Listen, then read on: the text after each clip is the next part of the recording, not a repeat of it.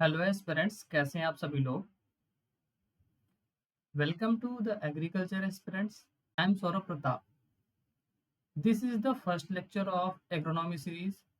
We are going to start agronomy series which is part of UPSC agriculture optional paper 1. Okay, recently we have finished unit 1 of paper 1 of our agriculture optional. Okay, if you are new, please go and watch all the lectures.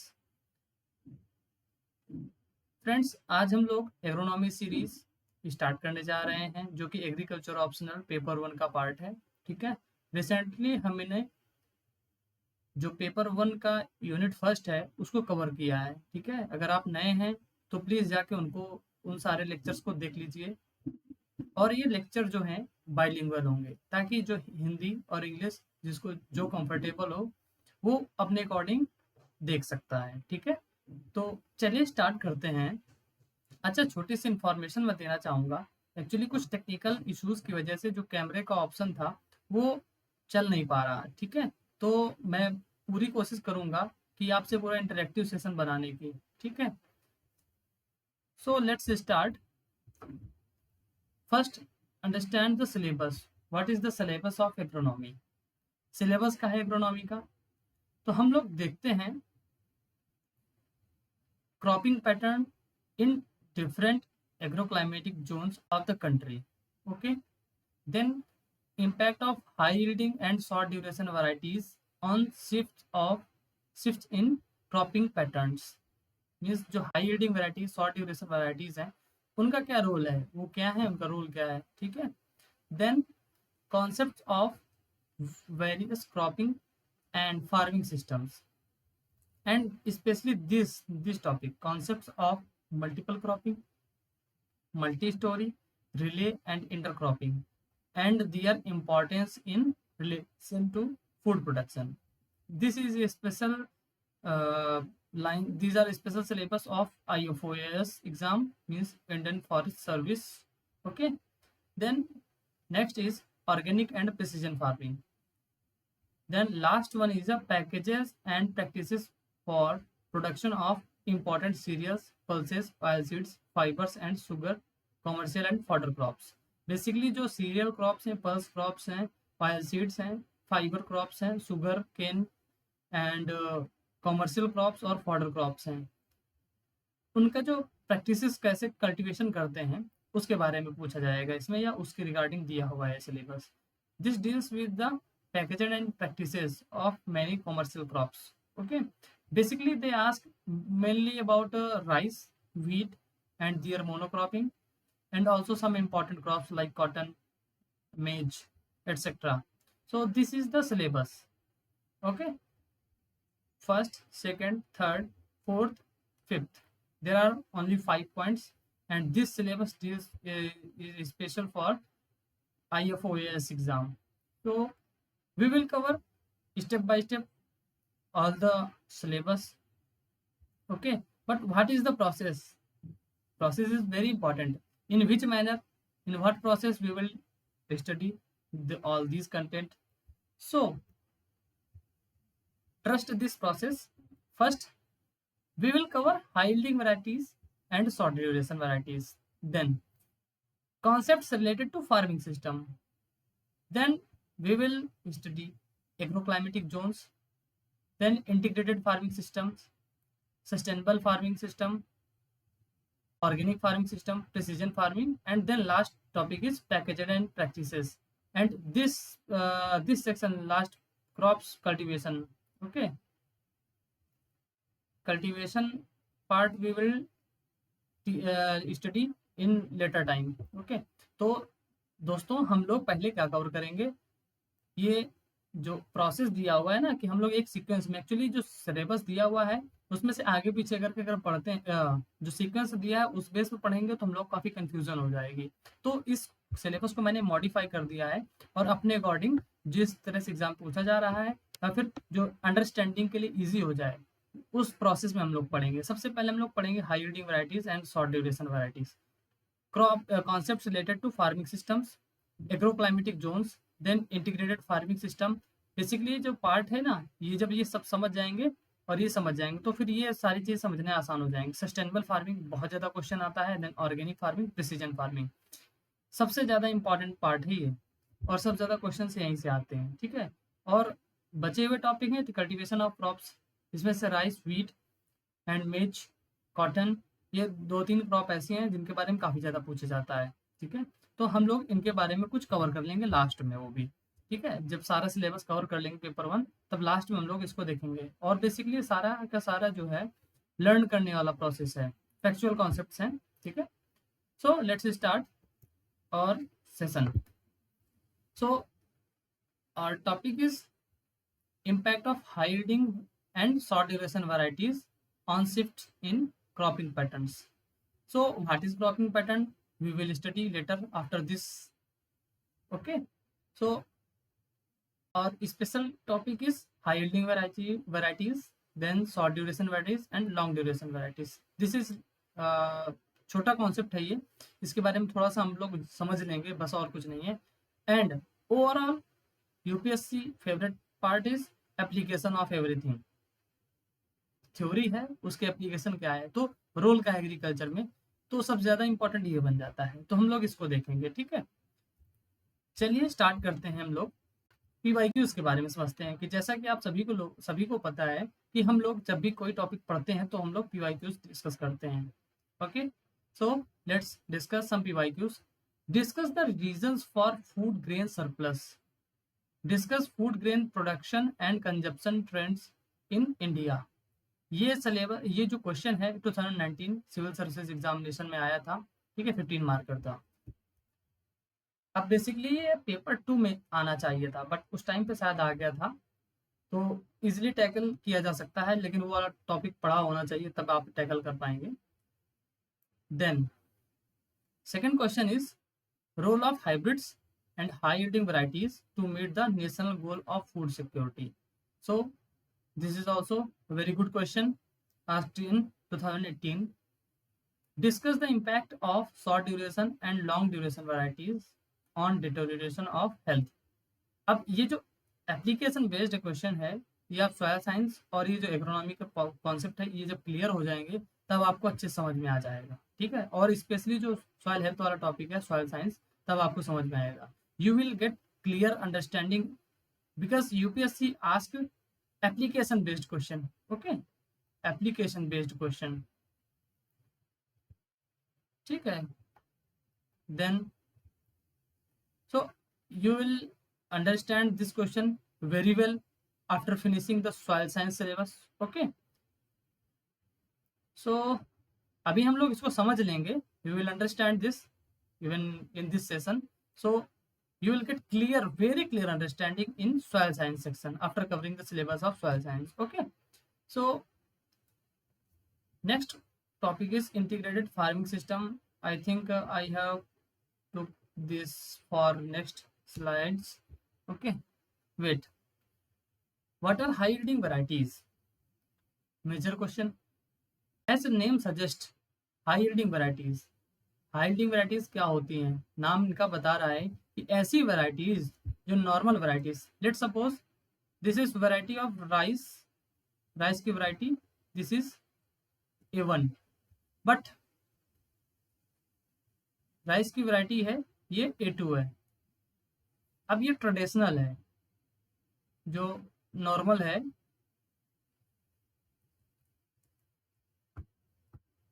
अब ये जो variety है ये modern है, high yielding है, ठीक है।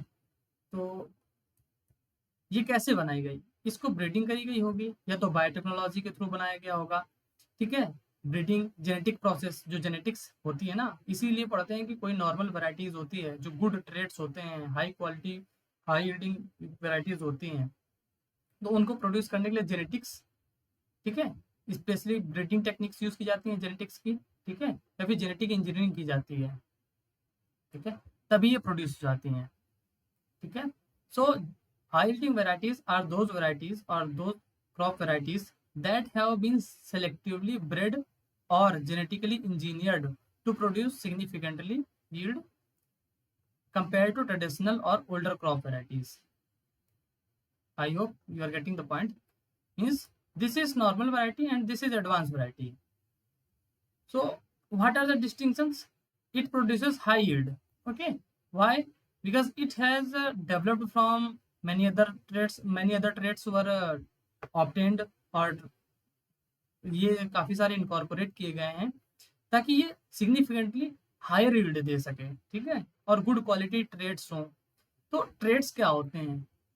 Quality characteristics बोलते हैं जिसे। What are the traits? Traits are normally called as a characteristics. What are the characteristics of high yielding varieties? I will repeat once. High yielding varieties are those varieties which produce higher yield than normal crop varieties, and they are selectively produced or developed through breeding practices or through genetic engineering.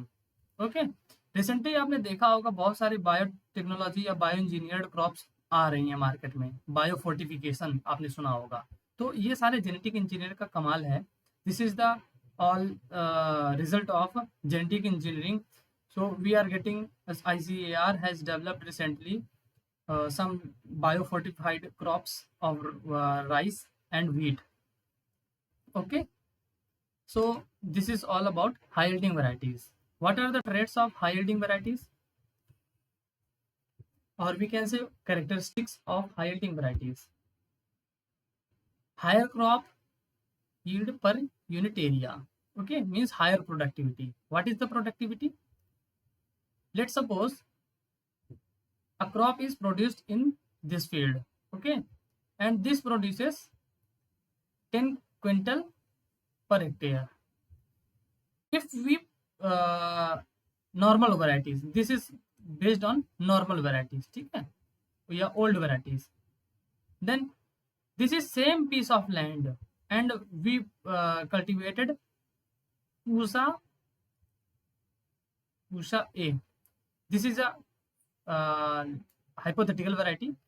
Let's suppose Pusa A. This is cultivated in this field and this produces 20 quintal per hectare.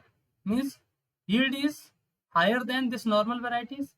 Okay, this is higher yield than normal variety. So what is productivity? Same piece of land, the production is increased, okay, just by 100%. Okay, so higher productivity. Dwarfness is a dwarfness means जो छोटी होती हैं, जो normal rice varieties का होती थी पहले बहुत बड़ी बड़ी होती थी, 8 to 10 मीटर्स होती थी, 8 मीटर 8 फीट 9 फीट होती थी। Okay, but after breeding practices, breeding development के थ्रू नई वैराइटीज डेवलप करी गई, ठीक है, उससे क्या हुआ, शॉर्ट ड्यूरेशन वैराइटीज बनी। शॉर्ट ड्यूरेशन वैराइटीज का रोल क्या है? What is the role of short duration varieties? Why it is important to be any good variety should be short in nature और dwarf in nature. So importance is that अब normally crop है, let's suppose this is a normal tree, normal rice field, rice plant, and this is high yielding variety rice. Okay, अब ये इतना develop होगा ना, जब जितना डेवलप होगा तो क्या होगा, इसको डेवलपमेंट में ज़्यादा न्यूट्रिएंट्स चाहिए होंगे, ज़्यादा एनर्जी चाहिए होगी, ज़्यादा वाटर लगेगा, लेकिन और उतना ही जो इकोनॉमिक ग्रेन्स होंगे ना इनमें जो लगे होंगे उनके डेवलपमेंट में ज़्यादा टाइम लगेगा, ठीक है। अब वही क्या है कि ये थोड़े से कम टाइम में ग्रोथ करेगी। जो बायोलॉजिकल यील्ड होती है, बायोलॉजिकल यील्ड मतलब जितना फॉरेज एरिया होता है, ठीक है। इकोनॉमिक यील्ड होता है, एक होता है कॉन्सेप्ट इकोनॉमिक यील्ड, एक होता है बायोलॉजिकल। तो जितना भी प्लांट पार्ट होता है बायोलॉजिकल यील्ड के अंडर में आता है, लेकिन इकोनॉमिक क्या होता है, जितना हम इकोनॉमिकली यूज कर सकते हैं, ठीक है। अब कुछ भी हो उसमें से जो जो इकोनॉमिक यूज कर सकते हैं, राइस के केस में क्या है, जो उसके सीड्स होते हैं, पैडी, ठीक है, पैडी यूज करते हैं, तो इकोनॉमिक यील्ड हो गई।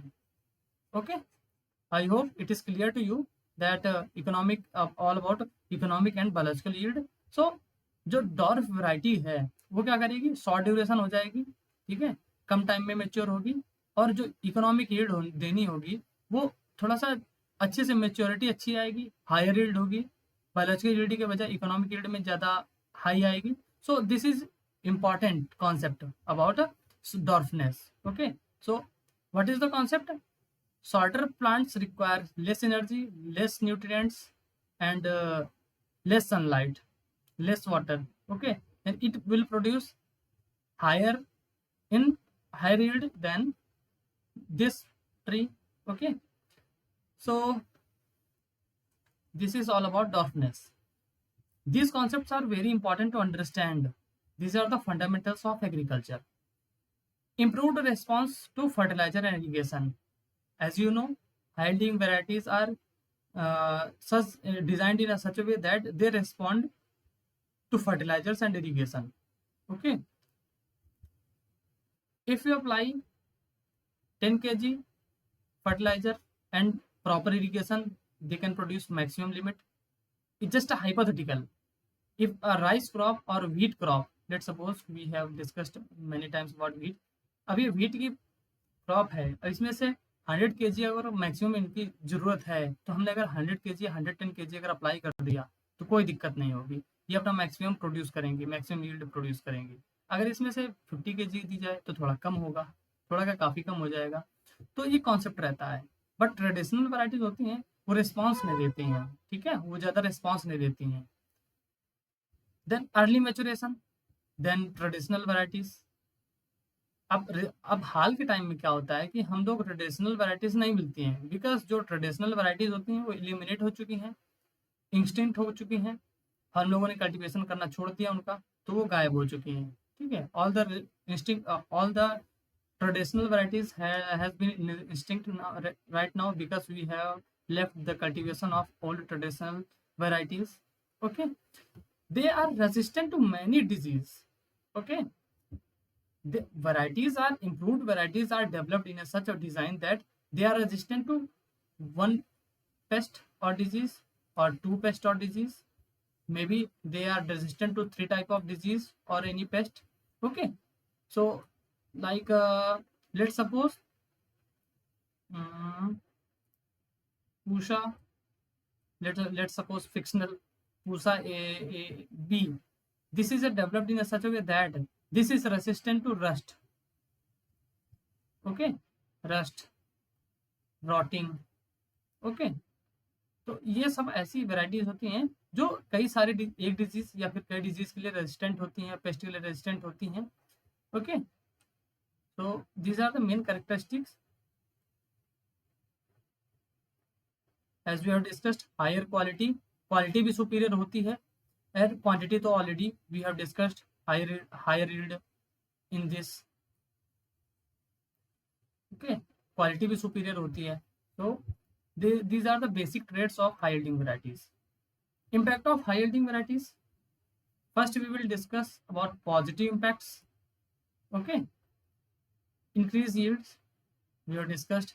Food security, we will discuss it about it. Okay, economic prosperity, we will also discuss about it. And reduce dependence on import. हम सारे के सारे जो कॉन्सेप्ट्स हैं ना, ये सारे के सारे अभी समझते जाएंगे। रूरल डेवलपमेंट कैसे होगा? We know that around this is old data. Right now around 48% of population, how much? 48% population is dependent on agriculture and allied sectors. What are allied sectors? All those sectors which are associated with agriculture. Okay, directly or indirectly, they are called as a allied sectors, like poultry, livestock farming, water livestock farming. I hope you know, rearing of animals. Okay, animal, उनको पालना, जो animals होते हैं, poultry हो गया, ये सब क्या होता है? एलाइड सेक्टर्स आ गए।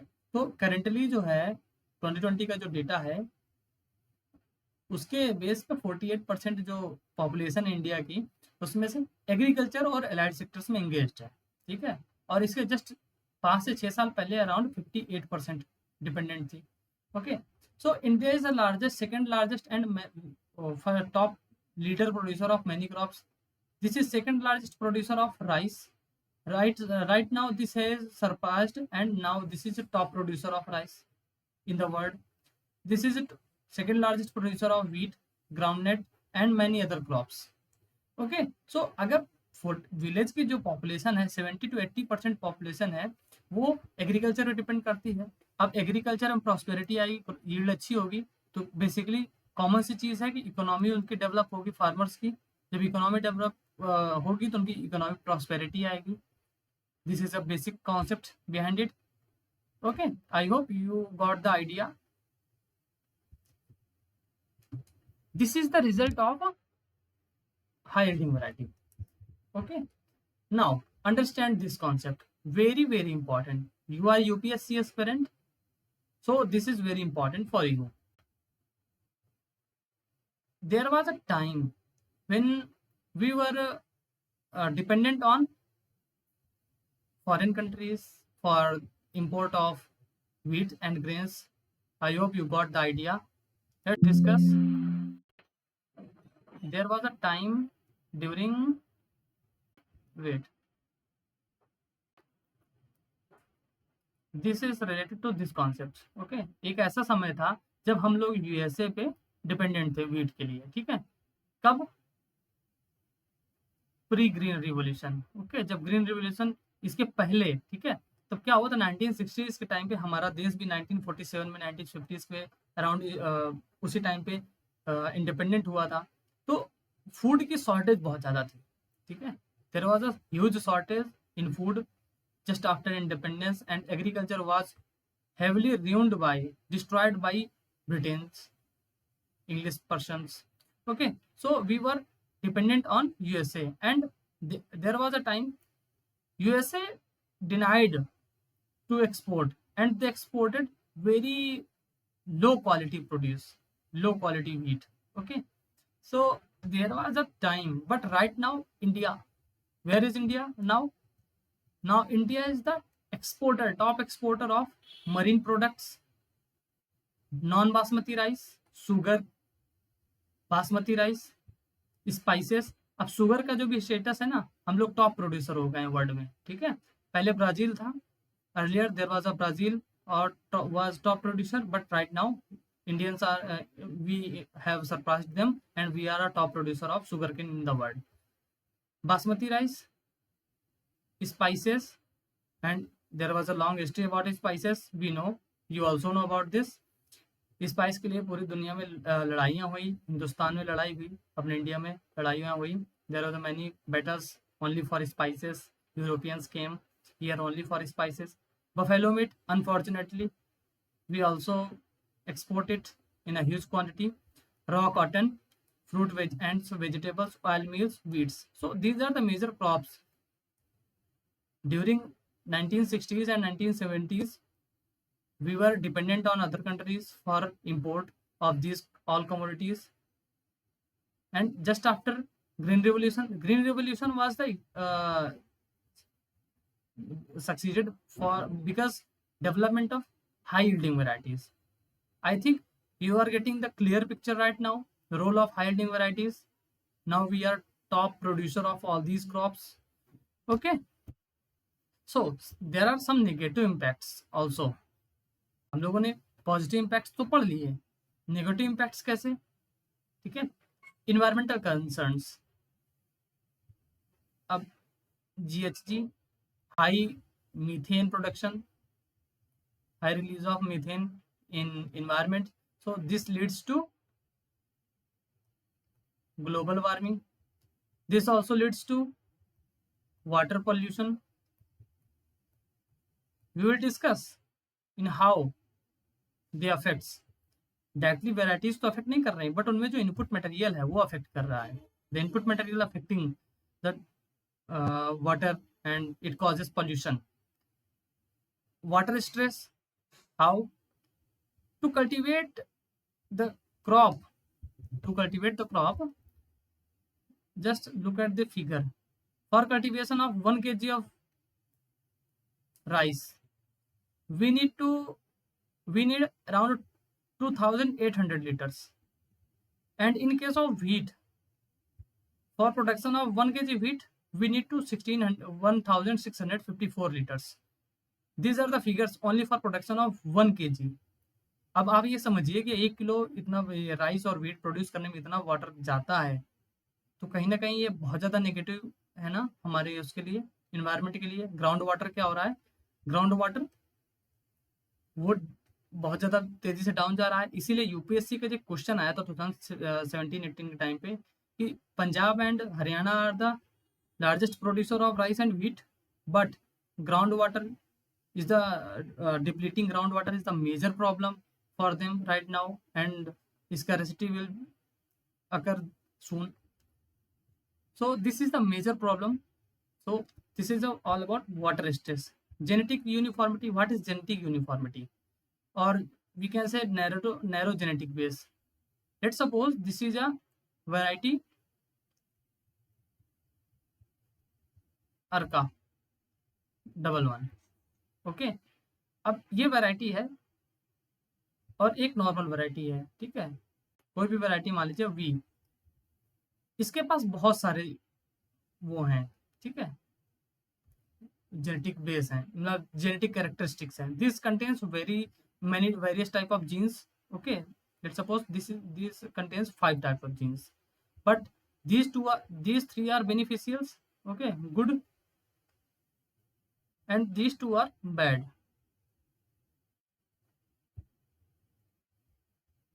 These two are good for uh, resistance. They produce resistance against any type of disease, and because of this they inhibit to produce higher yield, ठीक है, हायर यील्ड प्रोड्यूस करने में लिमिट करते हैं ये दो, ठीक है। अब वहीं पे एक हमने इससे क्या करके जो रेजिस्टेंट वैरायटी डेवलप करने के लिए क्या किया हम लोगों ने, रेजिस्टेंट वैरायटी डेवलप करने के लिए क्या किया कि ये वैरायटी बनाई Arka double one. Then it has, हम लोगों ने केवल यही ट्रेड्स उठा लिए, चलो इनको हटाओ, अब केवल ये आए, ठीक है, और एक जीन और इनकॉर्पोरेट कर दिया, ठीक है, ठीक है। इसके बाद 4 यील्ड हो गए, तो ये तीनों गुड कैरेक्टरिस्टिक वाले आ गए, और ये जो है इनको रिप्लेस करके क्या बन गया कि हाई यील्ड देगा, ठीक है, हाई यील्ड। अब क्या होगा कि यील्ड तो देने लगे, अब मान लो कोई और दूसरी डिजीज आ जाएगी तो क्या होगा, ये डिस्ट्रॉय हो जाएगी, ये सस्टेन नहीं कर पाएगी, जबकि इसके पास और भी कई सारे थे, तो ये क्या कहते हैं रेजिस्टेंट बन सकते थे या लड़ सकते थे। तो नई वैरायटीज डेवलपमेंट करने में क्या होता है ना कि उनका जेनेटिक बेस जो होता है बहुत ज़्यादा खराब हो जाता है। Let me clear it.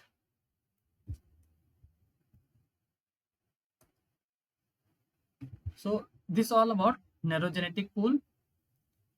Income disparity. There, this is we can differentiate in two categories: small farmer and big farmer. अब ग्रीन रेवोल्यूशन के टाइम में क्या हुआ, स्मॉल फार्मर और बिग फार्मर के पास हाई वो लैंडिंग होल्डिंग्स थी, तो क्या होगा जब जिनके पास हाई लैंड होल्डिंग होगी, ज़्यादा लैंड होल्डिंग होगी, उनके पास क्या होगा, वो ज़्यादा प्रोड्यूस कर सकते हैं। तो क्या होगा, जब ज़्यादा प्रोड्यूस करेंगे तो उनके पास इनकम भी ज़्यादा आएगी, और वहीं जो स्मॉल फार्मर होंगे वो सफ़र कर जाएगा, ठीक है, कोई स्मॉल फार्मर होगा क्या करेगा, सफ़र कर जाएगा, तो उसको ये इश्यूज होंगे। और you we know that around in India around 88% population, 88% of farmers are marginal, small and marginal. Okay, around 88% population, 88% of farmers are marginal and small, and only 12% are big farmers which have high land holding, ठीक है, big farmers. So this is the major issue. That is why land reform was introduced, okay, during 1960s. Climate change, this is directly linked to this climate change, okay. Global warming, loss of natural predators. We know that we heavily use, not use, we overuse, extra use fertilizers, plus pesticides and herbicides to control the pest, herbs, and increase the yield. These are chemicals. they directly affect the natural predators. अब you will say what are the natural predators? अब आप समझे कि natural predators क्या होते हैं. अब high जो हेर्बिसाइड्स होते हैं, पेस्टिसाइड्स होते हैं, फर्टिलाइजर्स, ये सब डालने से क्या नेचुरल प्रेडेटर्स कम हो जाते हैं. Let suppose any insect, this is insect, okay. अब इसको किल करने के लिए जो मेन हमारी क्रॉप को, स्टैंडिंग क्रॉप है ना, इसको किल कर देगा. अब इसको कंट्रोल करने के लिए कोई बड़ा इंसेक्ट होगा, ठीक है. अब ये इसको किल कर देगा, ठीक है. अब ये डायरेक्टली इम्पैक्ट नहीं कर रहा, ठीक है, बट क्या है कि ये डायरेक्टली इसको अफेक्ट कर दे रहा है, तो हमारे लिए बेनिफिशियल है ये. बट ओवर डोज के लिए ओवर यूजिंग करने से क्या हो गया कि नेचुरल प्रेडेटर्स हैं वो सब खत्म हो गए हैं हमारे नेचुरल इकोसिस्टम से. तो ये नेगेटिव इम्पैक्ट है. अब ये जो मैं बता रहा हूँ ये आपको डायरेक्टली एंड इनडायरेक्टली कहीं ना कहीं हेल्प करेंगे. टेम्पलेट बेसिक बना लीजिएगा अपने आंसर्स के लिए. Then last one is soil deterioration. They affect soil health. What is soil health? Okay, what is soil health? Soil physical, chemical and biological properties. Chemical and biological.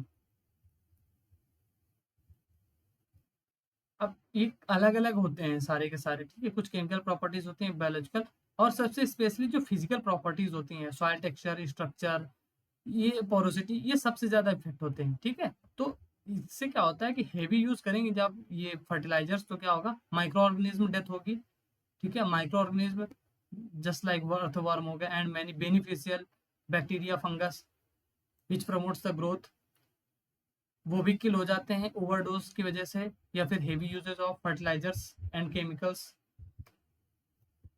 अब आप ये देखिए, ये हमारे सारे कॉन्सेप्ट्स हो गए. So now we have covered the negative impacts of this little one concept, how fertilizers affect the water bodies. After applying the fertilizers, the residual effect is that the residue of chemicals and fertilizers go to the river streams, nearby river stream, and it contaminate the water, okay.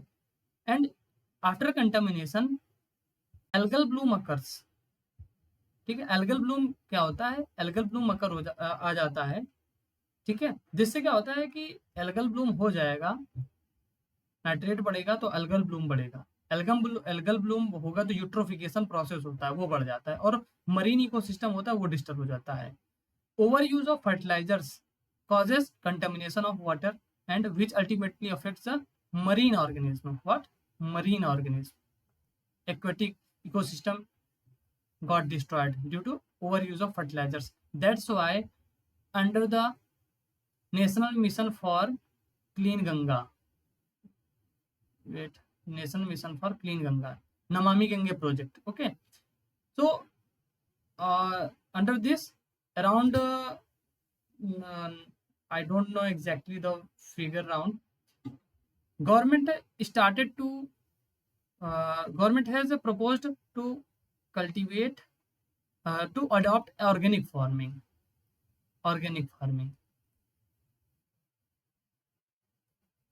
nearby the just in a 5 kilometer areas, nearby 5 kilometer areas of Ganga.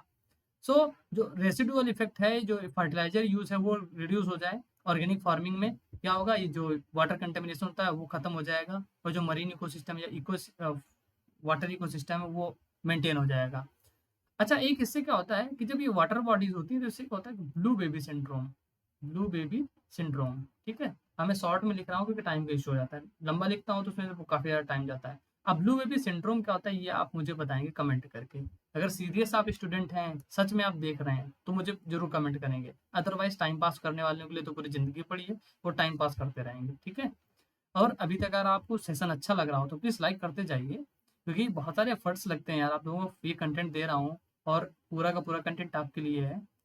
अब थोड़ा सा concept बस 10 minute का मेरे ख्याल से बचा हुआ है, बहुत आराम से कवर करेंगे, बहुत ईजी कॉन्सेप्ट है, बहुत मजा आएगा. Short duration varieties. अब short duration varieties, what are the short duration varieties? As its name suggest, all those varieties which have relatively shorter growth cycle from planting to harvesting. Okay, ऐसी crops जो normal time देती है, मान लीजिए let suppose there is a plant of universal example rice. अब इनकी एक variety है ए, अब इनको लगता है टाइम 150 डेज मेच्योर होने में। अब साइंटिस्ट ने क्या किया कि एक बनाई राइस की वैरायटी A111, ओके। अब इसको क्या लगा 115 डेज, या फिर ये वैराइटीज ले लिया जाए पूसा बासमती 1509। अब कितना टाइम लेता है 115 डेज लेते हैं मेच्योर होने में, just after planting to harvesting, ठीक है। इतना टाइम लग जाता है around 110 to 120 around figure 150 days. तो ये हो गया शॉर्ट ड्यूरेशन वैराइटीज। ऐसी वैराइटीज होती हैं जो नॉर्मल टाइम ड्यूरेशन से थोड़ा कम लेती हैं, जल्दी मेच्योर हो जाती हैं। They are also developed through breeding techniques. Okay, there are many breeding techniques. We will study it, all the breeding techniques in genetics section, which comes under the paper 2 of agriculture optional. Okay, अब normal traditional varieties होती है उनको ज्यादा लग रहा है, इनको कम लगता है। So what are the short duration varieties? All those crop varieties which have shorter lifespan as compared to normal crops growth period. Okay, so the institute, the pusa ICR has developed pusa basmati 1509. It matures in just 115 days. And pusa sugandha, this is pusa sugandha, it matures, pusa sugandha 5 matures in 125 days. Okay, basically जो scented varieties होती हैं उनको ज़्यादा time लगता है, but develop की गई हैं ना ब्रीडिंग टेक्निक्स और बायोटेक्नोलॉजी के थ्रू, तो कैसे ये 125 डेज में लग जाती है और ओके मेच्योर होने में। तो ये हो गया short duration varieties concepts. Okay, impact on Indian agriculture, we can understand that. वो बेसिक टेम्पलेट, जब भी क्वेश्चन है ना वही बेसिक टेम्पलेट उठा लीजिए जो हाई रेटिंग वैराइटीज का है, वही चिपका दीजिए, कोई वो नहीं है। बस इसमें से कुछ पॉइंट मैंने रखे हैं जो आपको समझा सकूं, ठीक है, बाकी तो कोई जरूरत नहीं है। पुराने कॉन्सेप्ट जो वही इंटर रिलेटेड हैं, सारे के सारे काम आएंगे। Risk mitigation, as we know climate change, drought, frequent drought occurs and flood occurs, ठीक है। तो क्या होगा, शॉर्ट लाइफ स्पॉन वाली जो वैराइटीज होंगी, short duration varieties we can cultivate, okay, and in 1 year cycle we can cultivate them in at least 3 times. okay, अब ये नहीं कि एक ही क्रॉप ग्रो करेंगे, अलग अलग टाइप की क्रॉप ग्रो करेंगे जो शॉर्ट ड्यूरेशन की नेचर की हो। तो नॉर्मल हम लोग लेट सपोज पहले हम लोग क्या करते थे, आज से जस्ट फ्रॉम टुडे, आज से 150 सालों पहले या 200 सालों पहले, लेट सपोज 50 ईयर्स एगो, हम लोग एक क्रॉप या मैक्सिमम 2 क्रॉप ग्रो करते थे एक फील्ड पे एक साल पे। अब क्या कर रहे हैं कि 3 लग जाती हैं या कभी कभी 4 लग जाती हैं, depending on nature of crop and depending on geography and other factors. Okay, so ये है सबसे बड़ा बेनिफिट क्रॉप डाइवर्सिफिकेशन। इजिली वही वाला कॉन्सेप्ट है कि एक टाइम पे कई क्रॉपिंग इंटेंसिटी, ये हम लोग पढ़ेंगे what is the cropping intensity, we will discuss it in later in cropping pattern system. okay, quick returns than regular crops because we can cultivate more number of crops in a per year. okay, additional income if we grow between rabi and kharif season. okay, so these are the basic concepts of all about short duration varieties. Now we will discuss long duration varieties. Just simple, all those varieties which are late maturing than normal varieties.